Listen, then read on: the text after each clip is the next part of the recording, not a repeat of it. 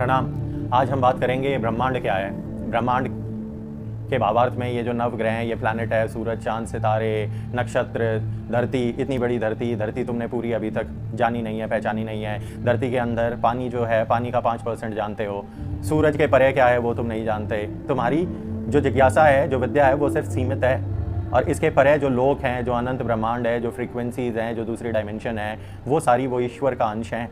अभी फ़िलहाल तुम सिर्फ इतना जानते हो कि सूरज निकला और सूरज छिप गया, एक दिन हो गया, एक साल हो गई, एक घंटा है, एक क्षण है, एक मनुष्य 100 साल की आयु जिएगा, मरेगा और फिर जन्म लेगा। इसके परे तुमने जानने की कोशिश की ही नहीं। क्यों? क्योंकि इसके परे तुम जा ही नहीं सकते। Because everything that you know, जो कुछ भी तुम जानते हो, वो स्पीड ऑफ लाइट से कंट्रोल होता है। 3.8 × 10⁻12, ये याद करी होगी, स्कूलों में पढ़ी होगी कि जो लाइट है वो इतनी तेज़ी से ट्रैवल करती है। लेकिन जब लाइट, इसका ये अर्थ थोड़ी है कि इस पूरी ब्रह्मांड में रोशनी हर जगह है, नहीं है। There is a lot of places where light cannot reach। ऐसी जगह जहाँ सिर्फ अंधकार है, डार्क एनर्जी है, डार्क मैटर है। डार्क मैटर से ही ये समग्र संसार की उत्पत्ति हुई। उसी को शिव कहते हैं, शिव तत्व कहते हैं। उसी से अलग अलग फ्रीक्वेंसी और डायमेंशंस हैं, लोक बोलते हैं जिन्हें सनातन में।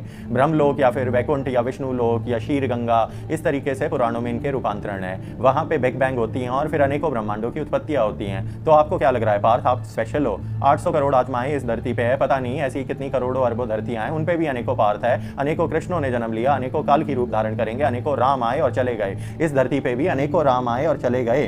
समय साइक्लिकल है पार्थ, और तुम्हारे लिए समय है घंटे, सेकंड, क्षण, लघु पल। इन्हें तुम नापते हो। उन्हें नापने के लिए ही नंबरों की उत्पत्ति ऋग्वेद में हुई थी। वही तुम्हारे नक्षत्र हैं। लेकिन ये नक्षत्र जहां से आए हैं वहां ये समय नहीं चलता। क्यों? बिकॉज अगर आप रोशनी की स्पीड तक पहुंच जाओगे, if you reach to the speed of light, your time stops.